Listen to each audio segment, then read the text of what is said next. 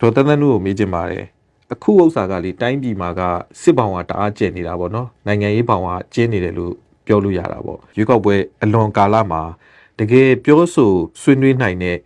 တွဲဆုံဆွေးနွေးမှုတွေလုပ်လို့ရတဲ့နိုင်ငံရေးမှုပေါင်းကြည်ကြည်ပြည့်ပြည့်ရှိလာနိုင်မယ်လို့ယုံကြည်လား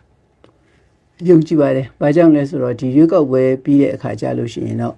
မတင်ပေါ့လေခေါင်းဆောင်တွေထွက်လာမှာပဲခေါင်းဆောင်တွေပေါ့နော်ဟိုပြောရေးဆိုခွင့်ရှိတဲ့လူတွေပြောတတ်ဆိုတတ်ရှိတဲ့လူတွေနိုင်ငံရေးဘက်မှာမတင်ပေါ့ကျွမ်းကျင်တဲ့လူတွေပေါ့နော်အဲ့ဒါလူတွေအများကြီးထွက်ပေါ်လာမှာပါပဲအဲ့ထွက်ပေါ်လာတဲ့အခါမှာမတင်ပေါ့ဘာခေါ်မလဲအားလုံးက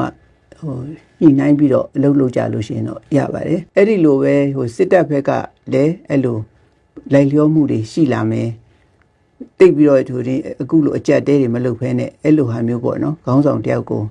တင်ပြီးတော့ညှိနှိုင်းနဲ့အရက်ဖက်နဲ့လုပ်မယ်ဆိုလို့ရှိရင်တော့ဒါအင်မတန်မှပဲကျင်းနေစရာကောင်းတဲ့ဟိုဒီရလက်တစ်ခုတော့ရနိုင်ပါတယ်